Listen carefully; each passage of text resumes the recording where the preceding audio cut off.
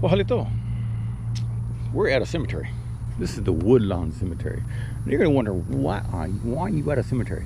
This cemetery has a lot of great little cool little memories as a kid, but this is one of the weird ones. Who are these people? Meeks. We have Raymond A. Meeks. And we have a Melba E. Meeks. He died in '89 and she died in '84. I don't know who they were. I remember we knew them. And I'll tell you what's creepy about it. Creepy. She was in a wheelchair and she didn't have no legs. Her legs were gone at the knees. And we'll go to her, their house. I don't know, they're here in Houston somewhere. And I don't know, they're not family. I'm assuming they're just friends.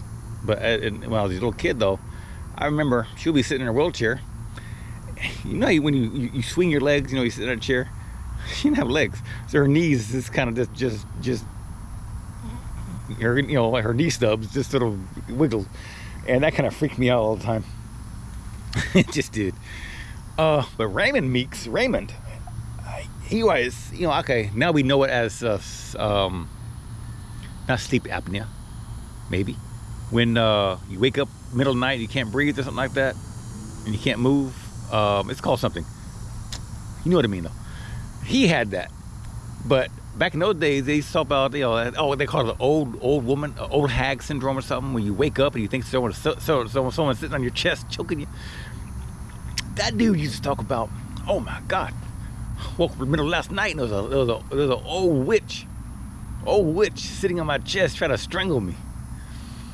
And he used to say it like it was like that was truthful, man. He knew exactly what was going on with that.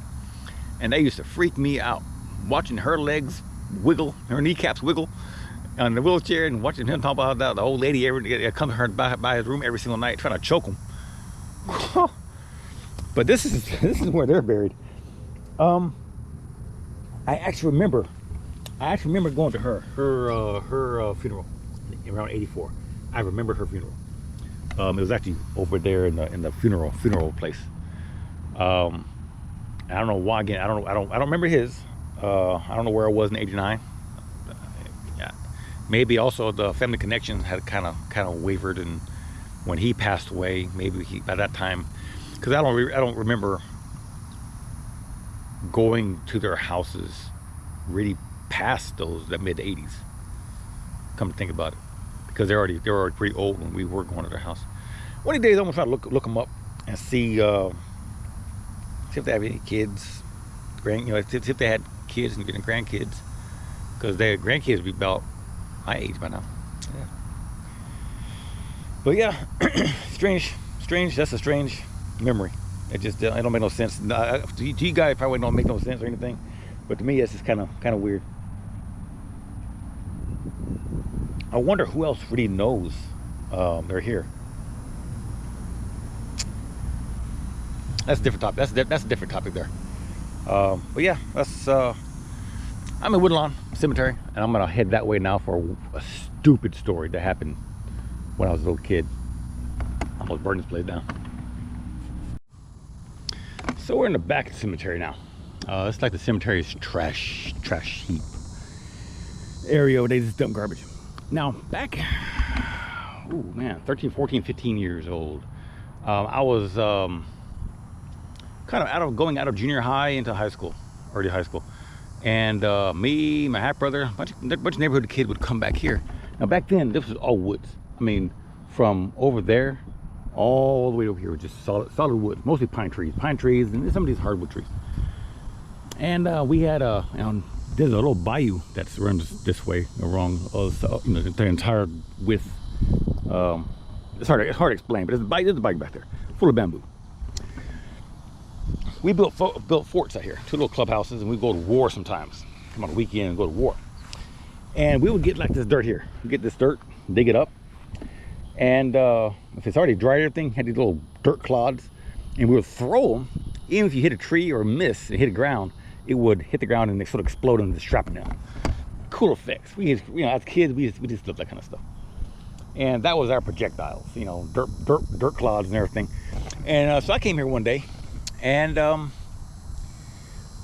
some dirt up, and I made me some, palm-sized dirt clods. And I figured I'd light me a little fire and get them baking, get them dried up faster. So the clubhouse was like almost where that little pile of debris leaves are. Just the other side of that, because this hill was kind of pre-existing. And built me a fire. And got my little dirt clods around that fire to dry them off. You know, to bake them in the fire. I went off somewhere over here to do clubhouse stuff. You know, do whatever I got to do. I heard this crackling. I was like, man, what's that crackling noise? What's that crackling noise? I looked behind me.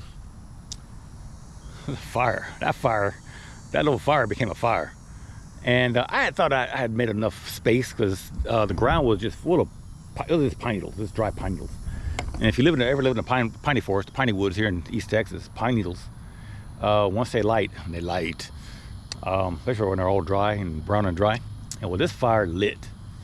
And I had back then I had a blue jean jacket. And I tried to beat that fire out. And it seemed like the more I beat it, the bigger it got. So I was like, holy hell, how am I gonna fix this problem? The fire is burning.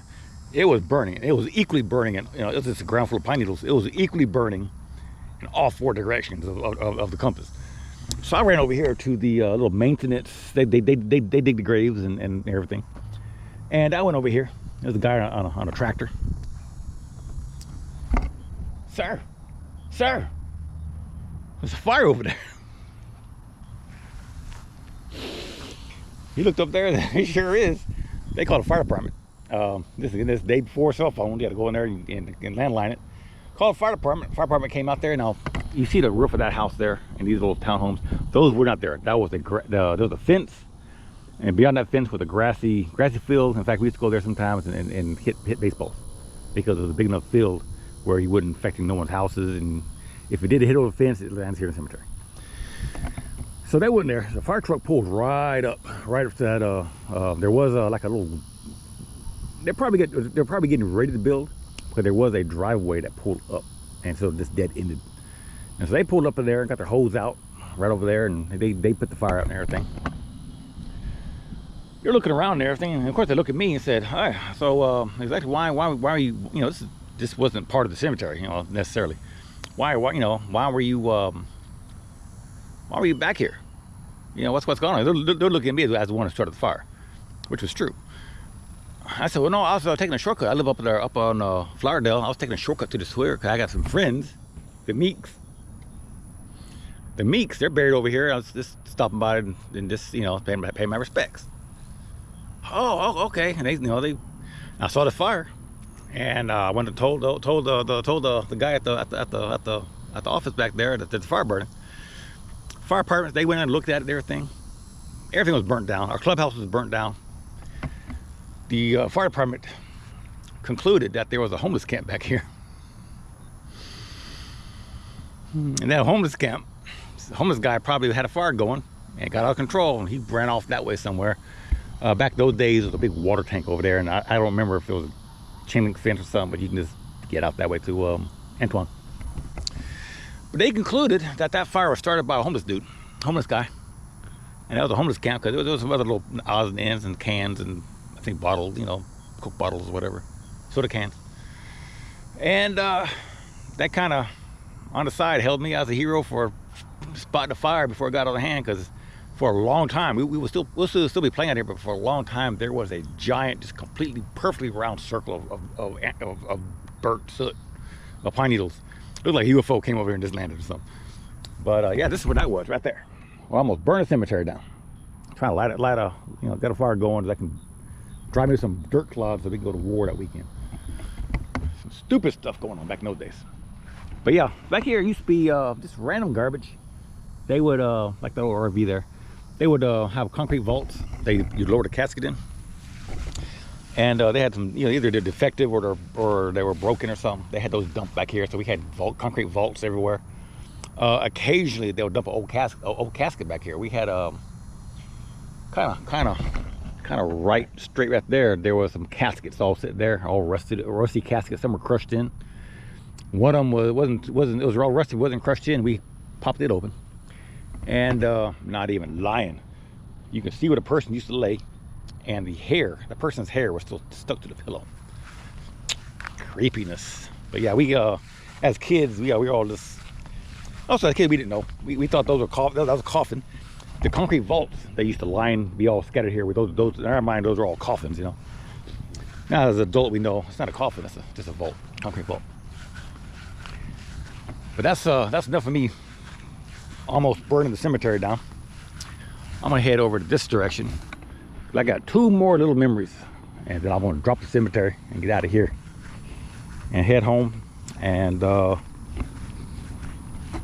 gotta start writing it because every so often a little memory will pop in my head, and I gotta write it down so I remember to come back this way. Because I don't live near Spring Branch. I live a little ways away from here. So, oh look, that's some old. You can't see them, but yeah, just some old, old tombstones and some old vaults sitting over there that are probably defective or damaged or something. They can't use them. But yeah, let me head that way. Over that direction, there's 2 locations almost side by side, and one's kind of funny, and one will sort of kind of explain who I am today, I guess you put it that way. All right, let's head that way. Now this place right here, this has a weird memory in my brain that now that I'm an adult doesn't make any sense. Long time ago, me, my mother, my cousin Angel, Shelly, Kimbo, Misty, maybe my aunt Linda, maybe. But yeah, we all came to the cemetery, and this cemetery is not too far from my where we used to live up on Shevelson, Manor Stream Apartments, or Athens Village, which is moved back a little bit. So this is all like a 5-minute drive at most to this location. This place right here. For some reason, we came here one time and we all, was there maybe my brain's telling me we all sat here and there was a photo taken. I have never seen that photo. This is a chair, and you read a poem and it wishes you good luck for your marriage, and blah blah blah blah. That is not even part of the story. What used to be, see that fence right here, that fence, that wasn't visible at the time. Back when I was a little kid, when this little story happened, the shrubs came straight up to this little wall here. Came straight up and actually kind of overlapped this thing. So in my brain, I'm not sure how old I was, maybe 5, 6, 7 at most. I don't know. That age group. In my little young brain, that with all those bushes, I didn't know that there was nothing behind it. I didn't know that there was absolutely nothing behind this thing. In my little overactive imagination,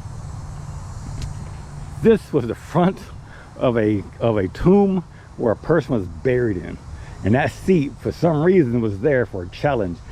And the whole deal was we all sat there and I can't remember the details of what was going on, but it was the story of maybe someone reaching their hand out around and grabbing you something, or somehow grabbing you. But in my childhood, that's I remember that.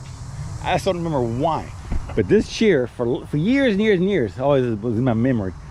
And now that it's different, now that the shrubs aren't to the very back of it, it taints that memory, because it's just a concrete chair with no dead body behind it, no tomb behind it, no coffin behind it. But when you're 7 years old, 8 years, 4 years, how old I was, I don't remember, probably 5, 6. When you're young and you can't see behind it, all you see is shrubs, that's a coffin. And that scared the bejesus out of me. If I remember correctly, even some of my cousins, they were older than me, they're a couple years older than me, even they were a little hesitant of sitting in that chair. I can't remember if they had to say something. It could be like one of those old Bloody Mary challenges that you sit in a chair and you say something or something, and I don't remember 100%. But they used to scare the bejesus out of me. This whole area, yeah, this been here for years in my childhood, just years and years, this whole enclosed area. I'm not sure what's special about it. It's weird to have a place to go and you read the poem and give you good luck for your marriage instead of a cemetery. all these names on tombs are different names. It's not a family plot. They're kind of old. I mean, this guy here is born. He passed away the year I was born. Good grief. And strange that there's not a wife involved. Yeah, interesting. But yeah, I don't know why. Kind of weird. Also in my childhood, well, not even childhood, I mean young adulthood, teen years, this seemed a lot more wooded than it is now. And I know we had a couple, in '83 we had a Hurricane Alicia. In '07 we had Hurricane Ike. We've had hurricanes since then. And big old pine tree, man. And it's kind of, maybe it's over the years it's sort of been thinned out tree-wise. I don't know. But yes, enough of this story. One more location that will get you the mindset of kind of how my mid to late teens, I guess you're gonna say, mid-teens. And let me get over there, and I will conclude, hopefully conclude the cemetery. I got a lot of little memories. I might put up in some short videos or something of the cemetery. And also I'll tell you a little backstory about the cemetery and my mother. So, all right, let me hit that way. This right here. What is this? Well, it used to be a little rose garden here. It used to be. Over the years, it's seen better days. I mean, you can tell it's just rusting apart. It won't be too long to probably tear it down. But in my childhood, and I'm talking late junior high, early high school, I had I'm gonna do a whole separate video on some of my teachers that sort of sculpted who I am today, and my mentors and everything. I had some mentors that really shaped who I am today. But there was a few teachers. Miss Sanders, one of them. Miss Sanders was a junior high English teacher. Miss Albrecht was a high school English teacher. And that was the years when I got into poetry and Robert Frost and Edgar Allan Poe. Got into Thoreau and Emerson and pantheism and that whole literary movement of that time period. On Walden's Pond and all that kind of stuff. Anyway, one place I came sometimes to escape my childhood, because a lot of times I was working. My stepdad, a lot of times summertime, would work. I'd work. He needed some cheap labor. I wasn't that cheap labor. I don't fault him for it. That builds a character. Working, that builds character. A lot of times I had after school jobs. I had little jobs. I mean, I was 16. I bought my first truck, $1,000 cash. 17, I left home. So work ethics is important. This was an escape from all that at home. When I wasn't working, I came here. Now, back in those days, you can probably see this little tall berm on both sides, kind of both sides here.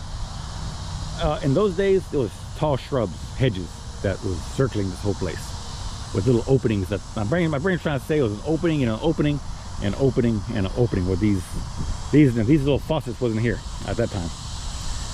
In fact, that's new galvanized. They weren't here at all.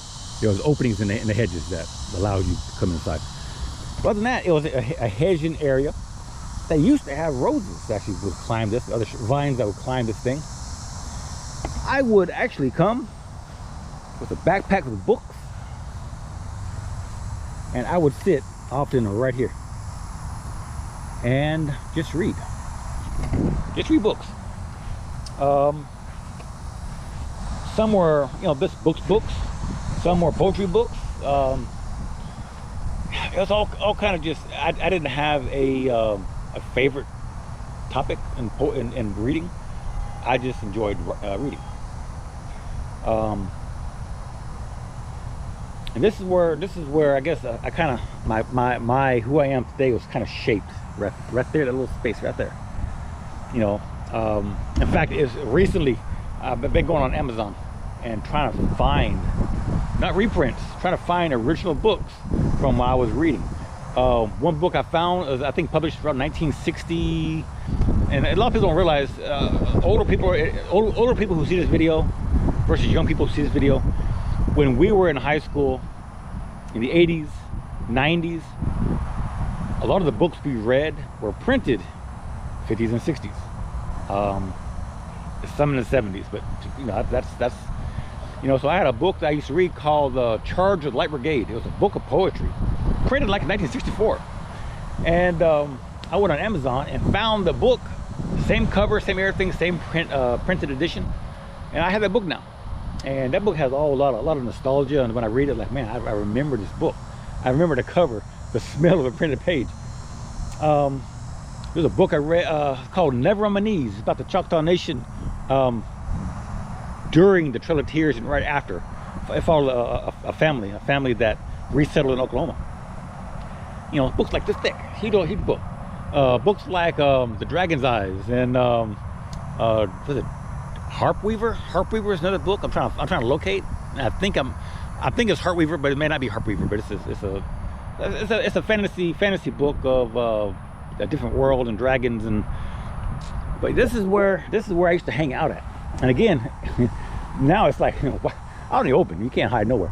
But back in those days, and they might have cut these bushes down for that reason. You know, I wouldn't doubt that people just crossed Antoine over here, and I can see someone camping out over here. But yeah, it's shrubs, and I could come here and just read books and write. Truth, a fun fact, I actually have a book of poetry I have started writing back in my high school days, and I have on and off continued writing in it up until around 2009, and I now have plans to continue, and one of the days I'm going to publish it, probably one of the online publishing. It's not going to be printed, I don't think. But yeah, that's kind of what shaped me. Now I'm going to get into the video later on, talking about some of my teachers, schools I went to, some of my memories of school. I want to try to go to the schools. Going to schools is hard because you don't want to be named, you don't want to be labeled that creep who goes to school. But you'll do walk around elementary school. So it'll be on a weekend, and it's going to be I doubt I won't be able to walk the campus of the school. Valley Oaks and Houseman, Landrum Junior High, they all been torn down and new schools built. So there's nothing on those schools that even resemble what I remember, except for Landrum. There's a giant oak tree that still remains that used to be in the food court of the original school. And I'm gonna try to go there hopefully soon. Houseman is all gone. Edgewood is still there. Edgewood is no longer a functioning elementary school. It is now like an education center. But still, you gotta be careful. I mean, I don't want to be that creep, that 50-year-old dude to walk around some old school. So that's a different video. But as for this, I'm gonna end this video here at the cemetery. It's a lot of great memories. There's a pond over there, a little pond, a waterfall. We had some goldfish. We dumped some goldfish over there, and for years, because the goldfish in our tank, we could feed them. We could tap the water, and the goldfish would come up there, and you actually pet the goldfish. For years after we put the goldfish in that little thing, every so often we'll come in and put the food in there, but the goldfish was sort of, you know, self-maintaining for the most part in the little pond. And you go over there and tap that water, and sure enough, goldfish will actually come up, and you can touch the goldfish. Yeah, I've been over there recently, and it's just a mucky mess, and I don't think any fish live in it no more. No more water. The waterfall's not even flowing anymore. It's just water. It's a little pond. It's cute, but it's not my goldfish ain't there no more. So that's all we have. Woodlawn Cemetery. I want to head out of this place, and but yeah, this is a place I used to go to a lot. Backstory, almost forgot. My mother, or according to my grandmother, my mother, when I was a little baby, and I'm not saying she didn't spend time with me, because obviously my mother did spend time with me, but my grandparents mostly raised me up to about 6-7 years old. So most of my memories and bonding to my grandparents. But my mother would, according to my grandmother, my mother would put me in a stroller, and she would walk from the apartment complex, Manor Stream, which is straight down that road there. She would walk up that road and then into the cemetery, and she would walk around the cemetery, because back in those days, this was a very, very wooded area. And it really feels like they have came through and just cut trees down, and more likely Like I see a blank spot behind that pine tree. It looks like a tree used to be there. More likely over the years they have hurricanes and stuff. They have trimmed trees down. But she would actually walk this cemetery in a stroller with me back when I was a little, you know, a stroller, a little baby. And I didn't know that until years later. Me and my grandmother were talking about stuff, and I think talking about the Meeks over there, trying to find out who the heck they were. And kind of mentioned it. Yeah, my mother used to walk me from the apartment complex all the way over here, and would walk the cemetery because it was pretty and wooded, and it wasn't this full of graves as I remember. So yeah, it's kind of weird. That's kind of a weird memory. And I don't know if that's the reason this little cemetery, I sort of gravitated toward the cemetery, or if it was just because it's near my house. But that's all I got today. Let me head out of here, and I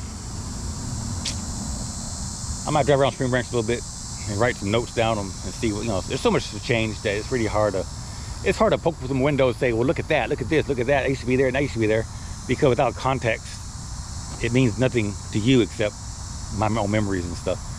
And until they find a way to download memories, so you see a before and after, kind of pointless. So that's all I got. Peace, Latchkey.